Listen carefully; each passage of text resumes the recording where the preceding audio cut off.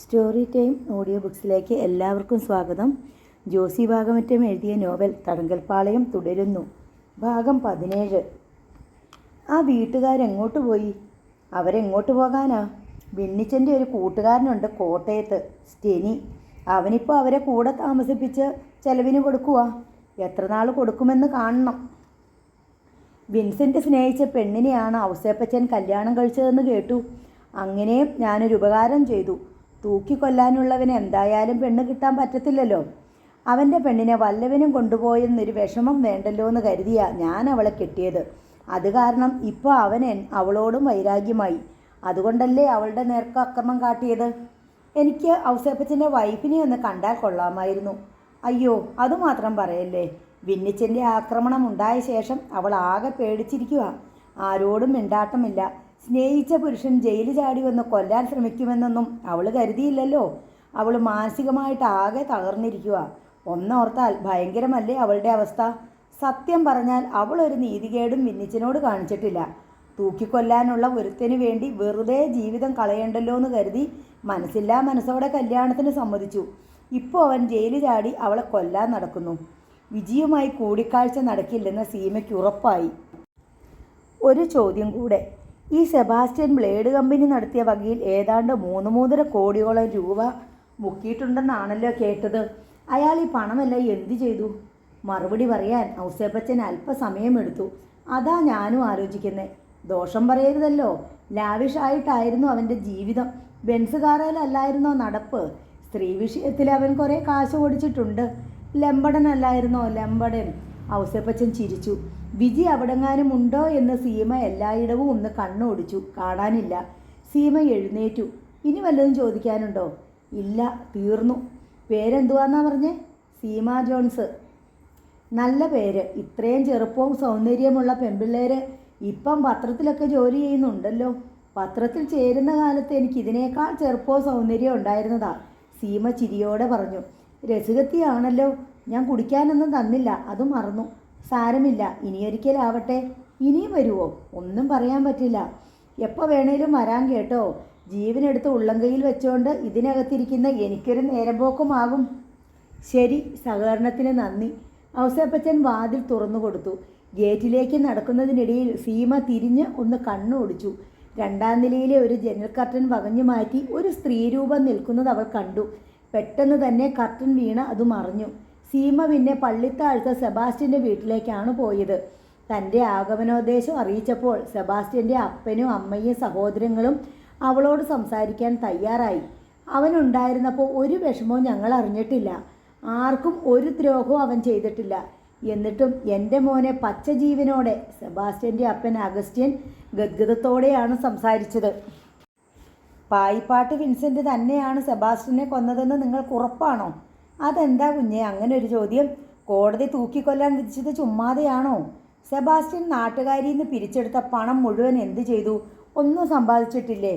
എന്ത് സമ്പാദ്യം? 1 ഇഞ്ച് ഭൂമി പോലും അവൻ്റെ പേരിലില്ല. ബാങ്കിൽ കാശുമില്ല. നാട്ടുകാരിൽ നിന്ന് പിരിച്ചെന്ന് പറയുന്നതൊക്കെ ചുമ്മാതെയാ. അവൻ പോയി കഴിഞ്ഞ സ്ഥിതിക്ക് എന്താ പറയാൻ മേലാത്തെ? സെബാസ്റ്റ്യൻ്റെ ജ്യേഷ്ഠൻ തങ്കച്ചൻ പറഞ്ഞു. കുഞ്ഞുമോനോടും കുഞ്ഞഗസ്തിയോടും സീമ സംസാരിച്ചു. ഒരു കാര്യം അവൾക്ക് ഉറപ്പായി. സെബാസ്റ്റ്യൻ കൊല്ലപ്പെട്ടുവെന്ന് തന്നെ അവരെല്ലാം വിശ്വസിക്കുന്നു. അതിനർത്ഥം മരണശേഷം സെബാസ്റ്റ്യൻ തൻ്റെ വീട്ടുകാരുമായി ബന്ധപ്പെട്ടിട്ടില്ല എന്നാണ്. അവനിപ്പം ജയിലിൽ ചാടി നടക്കുവാണെന്ന് കേട്ടു. എത്ര നാൾ നടക്കും? ദൈവം ഒരാളുണ്ടല്ലോ എല്ലാം കണ്ടോണ്ട്.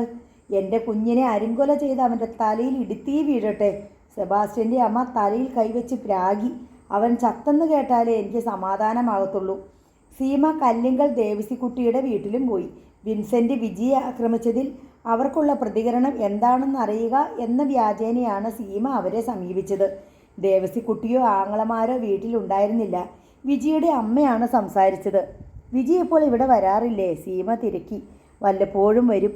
അവൾക്ക് മനസ്സിലെന്തോ വലിയ വിഷമമുള്ള പോലെയാ. എങ്ങനെ ചിരിച്ചു കളിച്ച് നടന്ന പെണ്ണ, ഇപ്പം മിണ്ടാട്ടം പോലുമില്ല. വിജിയുടെ അമ്മ പറഞ്ഞു. എന്താ കാരണമെന്ന് നിങ്ങൾ ചോദിക്കാറില്ലേ? അവൾക്ക് ഈ കല്യാണം അത്ര ഇഷ്ടമല്ലായിരുന്നു. ഞങ്ങൾ നിർബന്ധിച്ച് നടത്തിയതാ.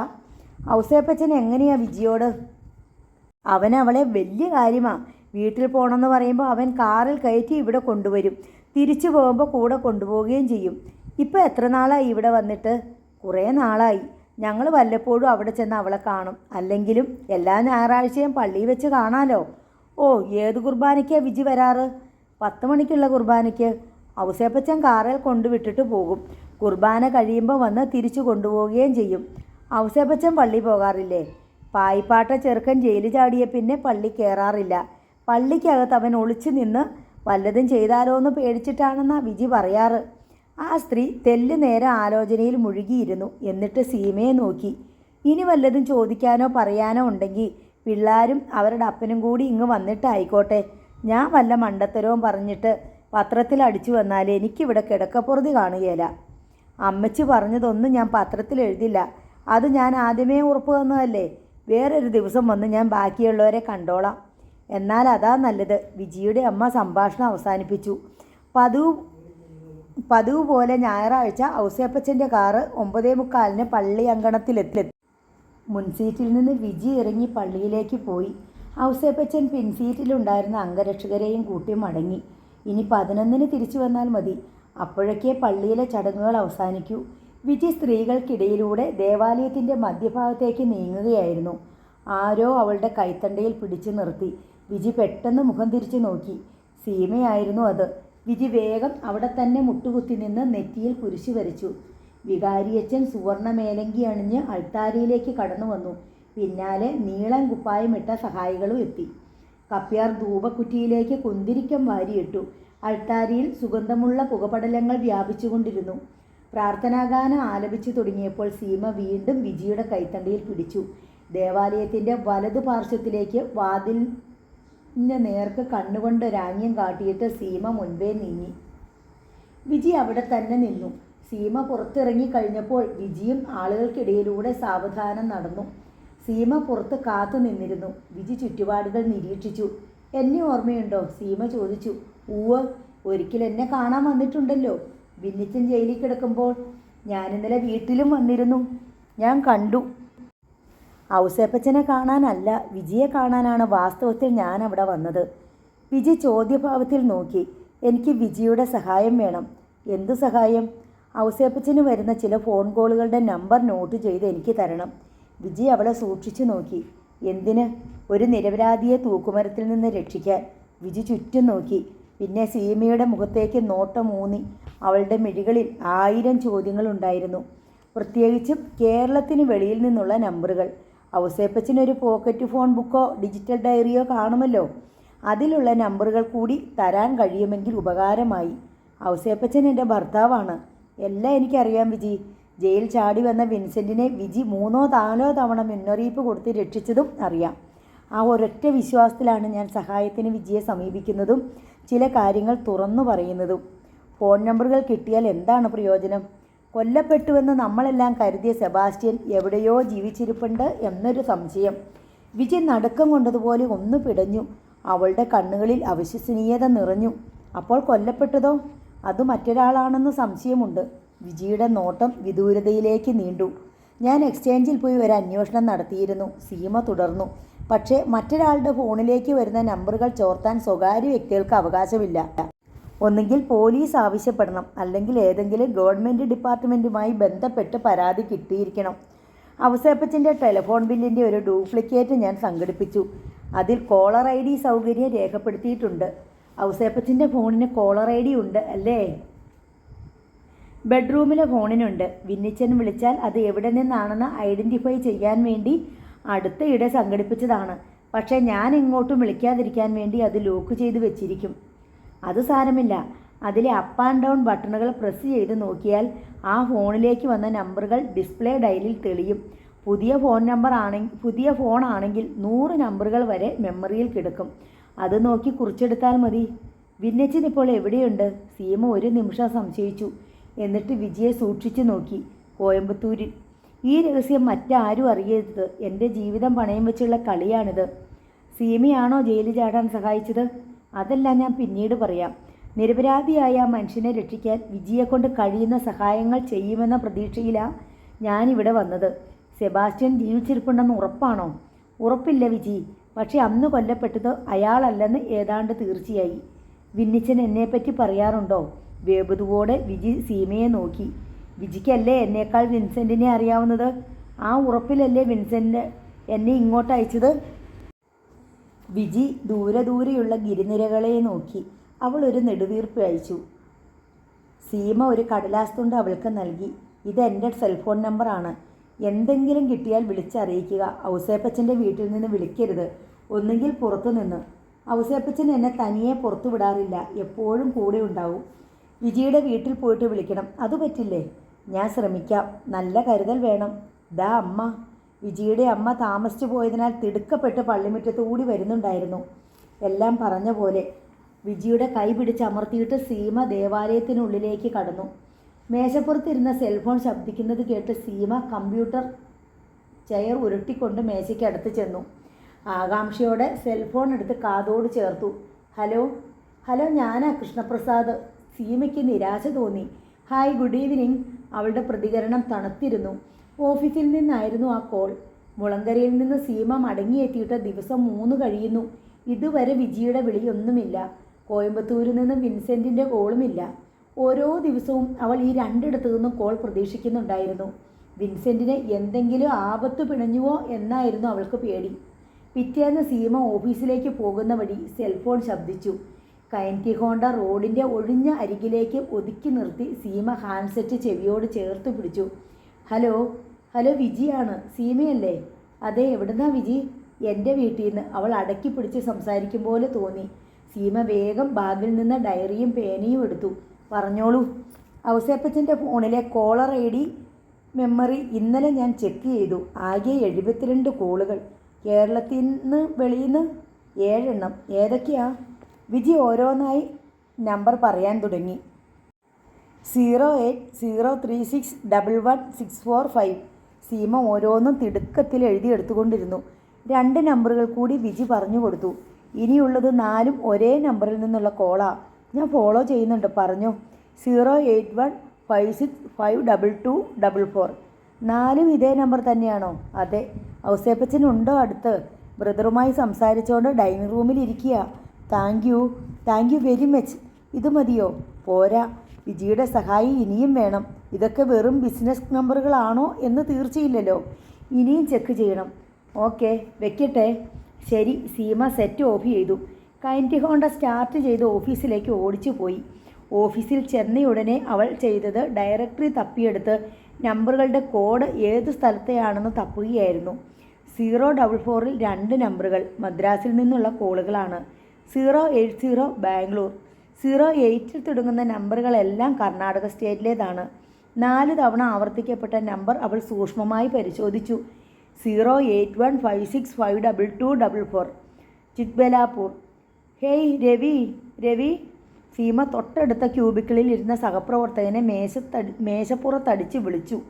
രവീന്ദ്രൻ നായർ എന്ന യുവാവ് തിരിഞ്ഞു നോക്കി. കപട ഗൗരവത്തിൽ പറഞ്ഞു. വിളിക്കുമ്പോൾ ഒരു ബഹുമാനമൊക്കെ വേണ്ടേ മാഡം? ചുമ്മാ ചന്തപ്പിള്ളേരെ വിളിക്കുന്നത് പോലെ. ഡേയ് രവി. സീമ എഴുന്നേറ്റ് കൈകൂപ്പി. റവറൻ മോൺസിഞ്ഞോർ മാന്യശ്രീ രവിവർമ്മ തമ്പുരാൻ അവർകൾ. പ്ലീസ്. എവിടെയാണ് ചിക്ബലാപൂർ? കർണാടകയിലെ ഏതെങ്കിലും റിമോട്ട് ഏരിയ ആണോ? അറിയില്ലല്ലോ ഭവതി. ഈ ഉത്തരം ചന്തപ്പിള്ളേരോട് ചോദിച്ചാലും പറയും. ആ റെഫറൻസ് ലൈബ്രറിയിൽ എങ്ങാനും പോയി കർണാടക മാപ്പ് എടുത്ത് നോക്കൂ കൊച്ചേ. ഓ, തെണ്ടാൻ ആരുടെയെങ്കിലും ഉപദേശം വേണോ? അതും പറഞ്ഞ് സീമ തിടുക്കത്തിൽ റെഫറൻസ് ലൈബ്രറിയിലേക്ക് നടന്നു. പളനിയപ്പൻ കോവിൽ സ്ട്രീറ്റ് അന്ന് പതിവിലേറെ തിരക്കേറിയതായിരുന്നു. ഉന്തുവണ്ടികളുടെയും റിക്ഷകളുടെയും ബഹളത്തിനിടയിലൂടെ വിൻസെൻ്റ് സാവധാനം ബൈക്ക് ഓടിച്ച് നീങ്ങി. ടാർ നിരത്തിലേക്ക് മൺപാത വന്നു ചേരുന്ന ജംഗ്ഷനിൽ ഗതാഗതക്കുരുക്ക്. കുറേ ഉന്തുവണ്ടികളും റിക്ഷകളും സൈക്കിളും ചങ്ങലയിട്ട് കുരുക്കിയതുപോലെ ആ നാൽക്കവലിയിൽ കെട്ടിക്കിടക്കുന്നു. ജംഗ്ഷനിലിട്ട് ഒരു വാഹനം തിരിക്കാൻ ശ്രമിക്കുന്നതാണ് കുഴപ്പമെന്ന് വിൻസെൻറ്റിന് മനസ്സിലായി. നേരെ മുന്നിൽ കിടന്ന സൈക്കിൾ റിക്ഷ ഒരു വശത്തേക്ക് വെട്ടിച്ചു മാറ്റിയപ്പോൾ ആ വാഹനം ഏതെന്ന് വിൻസെൻ്റ് തിരിച്ചറിഞ്ഞു. ടാറ്റാ സഫാരി. കണ്ടു പരിചയമുള്ള വണ്ടി പോലെ തോന്നി. ഒന്നുകൂടി നോക്കി. വിൻസെൻറ്റിൻ്റെ നെഞ്ചിലൊരു മിന്നൽ പാളി. ഔസേപ്പച്ചൻ്റെ ടാറ്റാ സഫാരി. അതേ നമ്പറും അതേ നിറവും. റിക്ഷക്കാരും ഉന്തുവണ്ടിക്കാരും ടാറ്റാ സഫാരിയുടെ ചുറ്റും നിന്ന് കൈവീശിക്കാട്ടിയും വിരൽ ചൂണ്ടിയും എന്തൊക്കെയോ വിളിച്ചു പറയുന്നുണ്ട്. ആ ഇത്തിരി പോന്ന ജംഗ്ഷനിലിട്ട് വലിയ വണ്ടി തിരിക്കാൻ ശ്രമിച്ചതിലുള്ള അമർഷവും ദേഷ്യവും പ്രകടിപ്പിക്കുകയാണവർ. തൻ്റെ ഹെൽമെറ്റിൻ്റെ ഗ്ലാസ് ശരിക്കല്ലേ എന്ന് വിൻസെൻ്റ് ഒരിക്കൽ കൂടി പരിശോധിച്ചു. തമിഴന്മാരുടെ പൊരിഞ്ഞ ചീത്തവിളിക്കിടയിൽ പലതവണ മുൻപോട്ടും പിറകോട്ടും എടുത്ത ശേഷം ടാറ്റ സഫാരി വിൻസെൻ്റ് നിൽക്കുന്ന ദിക്കിന് അഭിമുഖമായി തിരിഞ്ഞു. റിക്ഷക്കാരും ഉന്തുവണ്ടിക്കാരും പരമാവധി സൈഡ് ഒതുക്കി കൊടുത്തു. അത് കടന്നു പോകുമ്പോൾ ഒരു മിന്നായം പോലെ വിൻസെൻ്റ് കണ്ടു. ഡ്രൈവിംഗ് സീറ്റിൽ ഔസേപ്പച്ചൻ, വേറെയും 2 പേർ മുൻസീറ്റിലിരിപ്പുണ്ട്. പേടി കിട്ടിയതുപോലെ വിൻസെൻറ്റിൻ്റെ ദേഹമാകെ കുളിര് കോരിയിട്ടു. തലച്ചോറിൽ അപായ മണിമുഴക്കം. മുന്നോട്ട് പോകണോ വേണ്ടയോ എന്ന് അവൻ ഒരു നിമിഷം സംശയിച്ചു. ടാറ്റ സഫാരി കടന്നു പോയി കഴിഞ്ഞിരുന്നു. വിൻസെൻ്റ് ബൈക്ക് മുന്നോട്ടെടുത്തു. പതിവ് പോലെ അവൻ നാഗരാജിൻ്റെ വീടിനടുത്ത് വരെ ബൈക്ക് കൊണ്ടുപോവുകയുണ്ടായില്ല. പൂക്കടയ്ക്ക് ഇപ്പുറത്ത് ബൈക്ക് തിരിച്ചു നിർത്തി.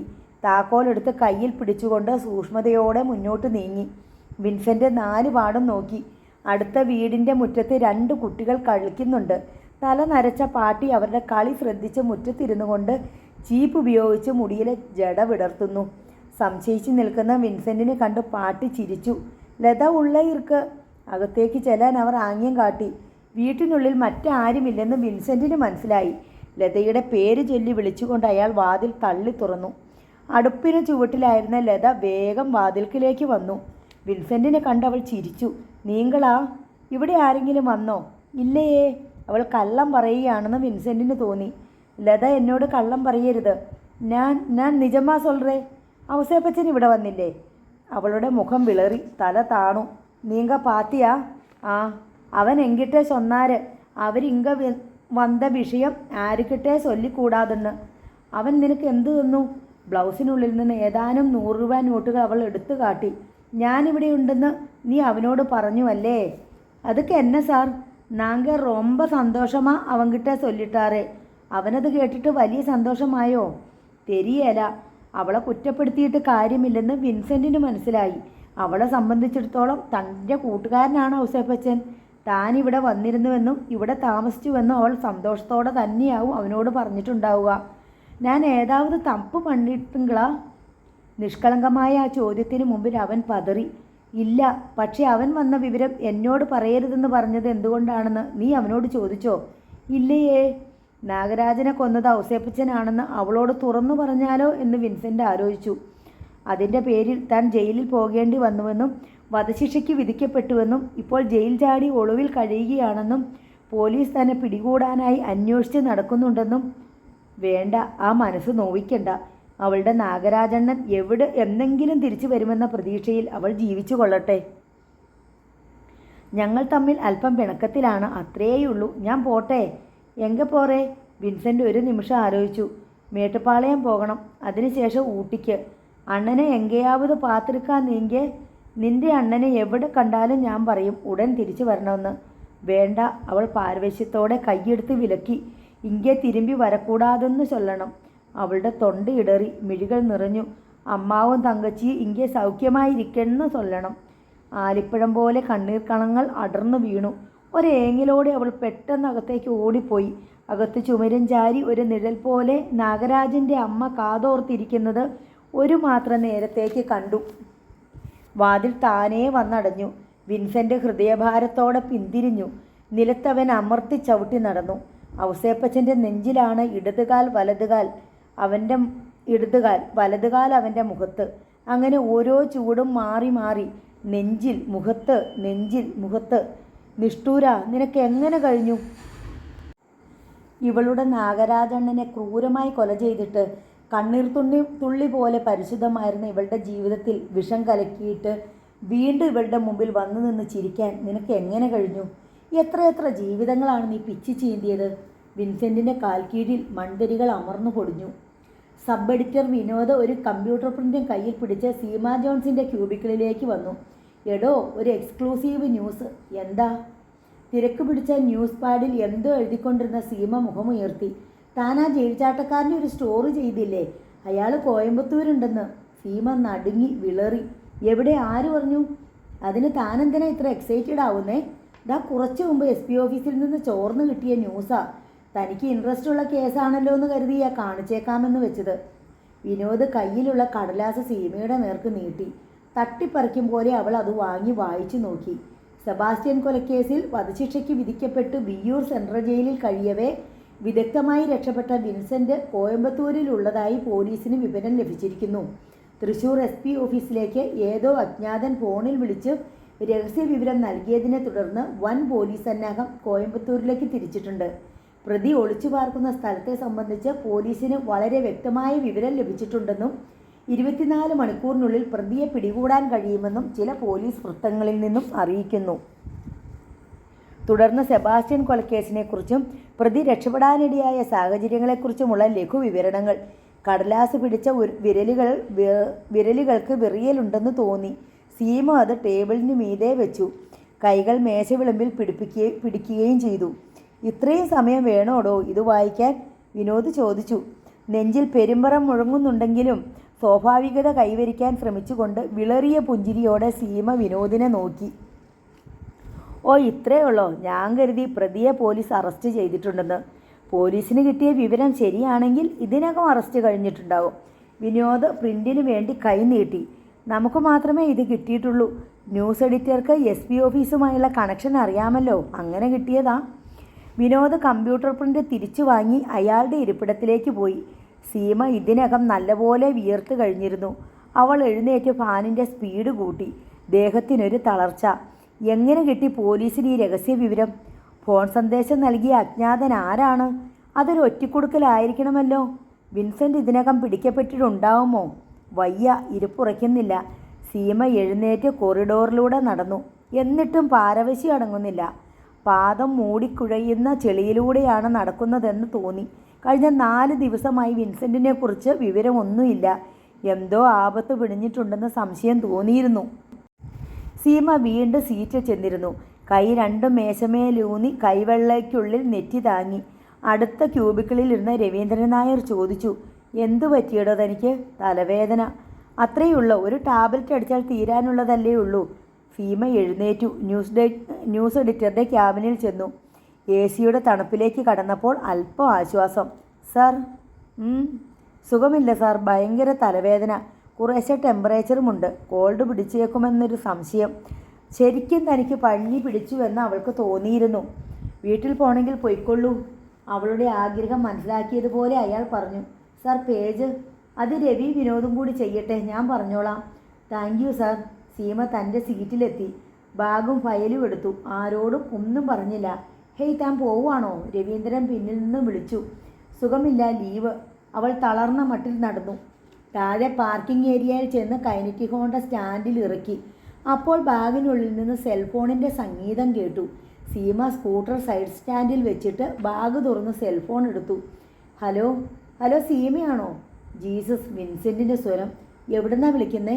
പാലക്കാട്, ഒരു ബൂത്തിന്ന്. ചുട്ടുപഴുത്ത ഹൃദയം മഞ്ഞുതുള്ളികൾ വീണ് തണുത്തതുപോലെ. സീമേ, കഴിഞ്ഞ ദിവസങ്ങളിൽ ഒന്നും വിളിക്കാൻ പറ്റാഞ്ഞത്? എനിക്ക് കേൾക്കണ്ട. അവൾ ചെവിക്കരികിൽ നിന്ന് സെറ്റ് മാറ്റി പിടിച്ചു. സ്തോഭപൂർണമായ ഏതാനും നിമിഷങ്ങൾ കടിച്ചമർത്തി വിഴുങ്ങിയിട്ട് അവൾ സെറ്റ് കാതോട് ചേർത്തു. മറുവശത്ത് ഒച്ചയൊന്നുമില്ല. ലൈൻ ഡിസ്കണക്റ്റ് ചെയ്തുവോ? ഹലോ സീമേ, ഞാൻ ആദ്യമേ തന്നെ ഒരു സോറി പറഞ്ഞോട്ടെ? വേണ്ട. മറുവശത്ത് നിശബ്ദത. അല്പം കഴിഞ്ഞ് വീണ്ടും, സീമേ പ്ലീസ്. എനിക്കിത് താങ്ങാൻ വയ്യ, മനസ്സിലായോ? തൊണ്ടയിൽ കണ്ണീർ കലർന്നിട്ട് അവളുടെ ഒച്ച അടഞ്ഞിരുന്നു. ഐ ആം സോറി സീമ, ഞാൻ കൂടെ വിളിച്ച് ശല്യപ്പെടുത്തേണ്ടെന്ന് കരുതി. പിന്നെ എന്തിനാ എൻ്റെ കയ്യിലിത് തന്നിരിക്കുന്നേ? എൻ്റെ ചുറ്റുപാടുകളും അത്ര സുരക്ഷിതമല്ലായിരുന്നു. എന്നാലും ഒരു കോൾ, 10 സെക്കൻഡ്. മറുവശത്ത് മറുപടിയില്ല. ദേഷ്യവും സങ്കടവും അടങ്ങിക്കഴിഞ്ഞപ്പോൾ സീമയ്ക്ക് കുറച്ചിൽ തോന്നി. കേവലം ഒരു ടീനേജ് കുമാരിയെപ്പോലെ താൻ ബാലിശമായി കലഹിച്ചുവോ? ഞങ്ങളുടെ പത്രത്തിനൊരു ന്യൂസ് കിട്ടിയിട്ടുണ്ട്.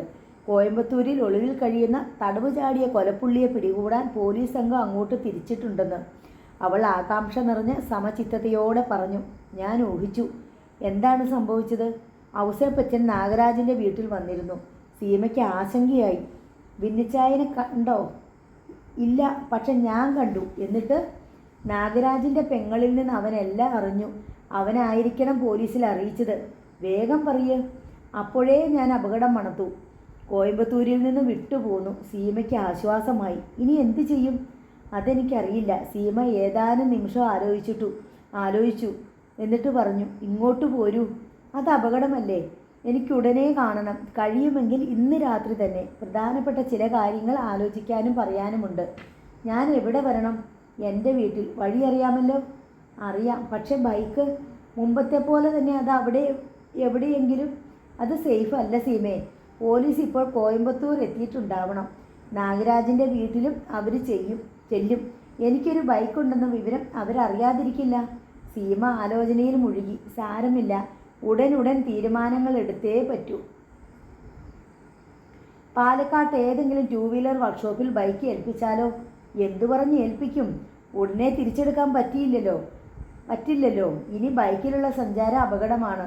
ഒരു ബൈക്ക് കേടാക്കാനാണോ വിന്നിച്ചായപാട്? ആദ്യം ഒരു വർക്ക്ഷോപ്പ് കണ്ടുവെക്ക്.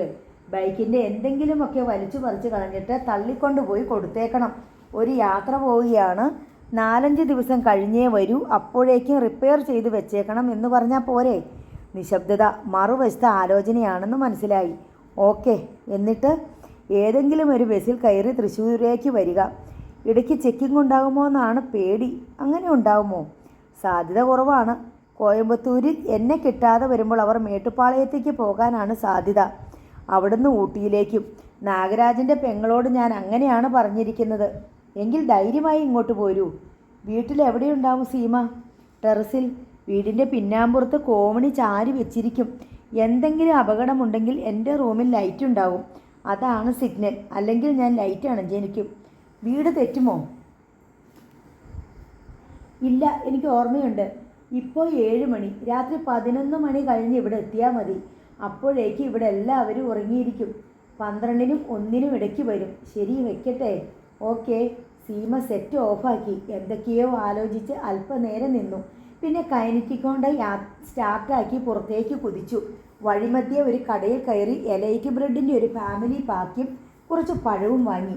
അതെല്ലാം ഒരു പ്ലാസ്റ്റിക് കൂടിനുള്ളിലാക്കി പേപ്പർ കൊണ്ട് ഭംഗിയായി പൊതിഞ്ഞു. വീട്ടിലെത്തിയപ്പോൾ ജോഷിയുടെ ഭാര്യ ഷാനി ചോദിച്ചു, നീ എന്താ ഇന്ന് നേരത്തെ പോന്നേ? ഒരു തലവേദന. ഹാഫ് ഡേ ലീവ് എടുത്തു. നിൻ്റെ കയ്യിലെന്താ? ഓഫീസിലെ കുറച്ച് പേപ്പേഴ്സാ. പപ്പയും മമ്മിയും എവിടെ ചേച്ചി? ടൗണിൽ പോയതാ. പപ്പയുടെ ഏതോ ഫ്രണ്ടിൻ്റെ മോളുടെ കല്യാണം വരുന്നത്രേ. ഗിഫ്റ്റ് കൊടുക്കാൻ. ഓ, ഞാനൊന്ന് കിടക്കട്ടെ. അവൾ സ്റ്റെയർ കേസ് കയറി തൻ്റെ മുറിയിലെത്തി വാതിലടച്ചു. ഡ്രസ്സ് മാറിക്കൊണ്ടിരുന്നപ്പോൾ സെൽഫോൺ ശബ്ദിച്ചു. സീമ ഫോൺ അറ്റൻഡ് ചെയ്തു. മറുതലയ്ക്കൽ വിജിയായിരുന്നു. വേറൊരു നമ്പർ കിട്ടിയിട്ടുണ്ട്. ഇന്നലെയും ഇന്നുമായി 5 തവണ കോൾ വന്നു. വിജിയുടെ അമർത്തി പിടിച്ച ശബ്ദം. നമ്പർ 08155243116. ഇത് തന്നെ 5 കോൾ. അതെ, ഔസേപ്പച്ചൻ ഇന്നലെ ഇന്ന് ഇവിടെ ഇല്ലായിരുന്നു. അതുകൊണ്ടായിരിക്കും. വിജി എവിടെ നിന്ന് വിളിക്കുന്നു? എൻ്റെ വീട്ടിൽ നിന്ന്. എൻ്റെ ബ്രദർ ജോബിൻ എന്നെ കാണാൻ ഔസേപ്പച്ചൻ്റെ വീട്ടിൽ വന്നപ്പോൾ ആ കൂടെ ഞാനിങ്ങ് പോന്നു. ഔസേപ്പച്ചൻ എവിടെ? ഇന്നലെ രാവിലെ പോയതാ, വന്നിട്ടില്ല. ഔസേപ്പച്ചൻ കോയമ്പത്തൂരിൽ ചെന്നിരുന്നു. വിന്നിച്ചായൻ അവിടെയുണ്ടെന്ന വിവരം അറിഞ്ഞു. ഉടൻ തന്നെ പോലീസിൽ അറിവ് കൊടുക്കുകയും ചെയ്തു. മറുവശത്ത് അനക്കമില്ല. വിജി അന്താളിച്ചിട്ടുണ്ടെന്ന് സീമ ഊഹിച്ചു. സാരമില്ല, അപകടം മുൻകൂട്ടി കണ്ട് വിന്നിച്ചായൻ അവിടെ നിന്ന് മാറിക്കളഞ്ഞു. വിജി ഒന്ന് സൂക്ഷിച്ചേക്കണം. ഔസേപ്പച്ചൻ ഇനി എല്ലായിടത്തും കണ്ണും കരുതലും ഉണ്ടാകും. ശരി, വെക്കട്ടെ. Okay, thank you. മറുവശത്ത് ഫോൺ ഡിസ്കണക്റ്റ് ചെയ്തതറിഞ്ഞു. സീമയും തൻ്റെ സെറ്റ് ഓഫ് ചെയ്ത് മേശപ്പുറത്ത് വെച്ചു. ടാറ്റ സഫാരി പോലീസ് സ്റ്റേഷൻ്റെ മുറ്റത്ത് ബ്രേക്ക് ഇട്ട് നിന്നു. SI ശശിശങ്കർ ഒരു പരാതിക്കാരനോട് സംസാരിച്ചുകൊണ്ട് പോലീസ് സ്റ്റേഷൻ്റെ വരാന്തയിൽ നിൽപ്പുണ്ടായിരുന്നു. ഔസേപ്പച്ചൻ വണ്ടിയിൽ നിന്ന് ഇറങ്ങി വരുന്നത് കണ്ട് ശശിശങ്കർ ചോദിച്ചു, താനിത് എവിടുന്ന് വരിക? ഈ നാട്ടിലൊന്നും ഇല്ലേ താനിപ്പോൾ? സാർ, അകത്തേക്ക് വരണം, എല്ലാം പറയാം. 2 പേരും കൂടി SIയുടെ മുറിയിലേക്ക് കയറി. ശശിശങ്കർ തൻ്റെ സീറ്റിലിരുന്നു. താൻ ഇങ്ങോട്ട് ഇരിക്കുക. ഔസേപ്പച്ചൻ കസേരയിട്ട് ശശിശങ്കറിന് അഭിമുഖമായി ഇരുന്നു. ഞാൻ കോയമ്പത്തൂരിൽ പോയിട്ട് വരിക. അവൻ കോയമ്പത്തൂരിലുണ്ട്, പായിപ്പാട്ടെ വിൻസെൻ്റ്. ശശിശങ്കറിൻ്റെ കണ്ണുകളിൽ ഒരു തിളക്കം മിന്നി. എങ്ങനെ അറിഞ്ഞു? എൻ്റെ ഒരു ഫ്രണ്ട് അവനെ അവിടെ വെച്ച് കണ്ടു. സാറേ, ആ ജസ്റ്റിനുണ്ടല്ലോ, ആ കൊച്ചുപന്നിക്ക് സകല വിവരങ്ങളും അറിയാം. സാർ അവനെ വിളിച്ച് കാര്യമായി ഒന്ന് ചോദ്യം ചെയ്യണം. മറ്റേ കഴിവേറിയ അവനെ ഇങ്ങോട്ട് പറഞ്ഞയച്ചത്. അവൻ ജോലി ചെയ്തിരുന്ന വർക്ക്ഷോപ്പിൽ ചെന്ന് ഞാൻ അന്വേഷിച്ചു. ഒരു മലയാളി ചെറുപ്പക്കാരൻ ബൈക്ക് റിപ്പയർ ചെയ്യാനായി അവിടെ ചെന്നിരുന്നത്രേ. ജസ്റ്റിനാ ബൈക്ക് നന്നാക്കിയത്. അന്നേ ദിവസം രാത്രിയിലാണ് അവൻ അവിടെ നിന്ന് ഇങ്ങോട്ട് ഒളിച്ചു കടന്നത്. ഓഹോ, പക്ഷെ വിൻസെൻറ്റിന് ബൈക്ക് എവിടെ നിന്ന് കിട്ടി? ജയിൽ ചാടി നടക്കുന്നവന് ആര് ബൈക്ക് കൊടുക്കും? അതൊന്ന് അന്വേഷിക്കണം. ബൈക്കിൻ്റെ നമ്പർ കിട്ടിയാൽ അതിൻ്റെ ഉടമസ്ഥനെ കയ്യോടെ പിടിക്കാം. ബൈക്കിൻ്റെ നമ്പർ എങ്ങനെ കിട്ടും? ആ വർക്ക്ഷോപ്പുകാരൻ അറിയില്ലേ? അയാൾക്കറിയില്ല, പക്ഷെ ജസ്റ്റിനറിയാം, ഉറപ്പ്. ഒരു വർക്ക്ഷോപ്പ് മെക്കാനിക്ക് താൻ റിപ്പയർ ചെയ്ത ബൈക്കിൻ്റെ നമ്പർ ശ്രദ്ധിക്കാതിരിക്കില്ല.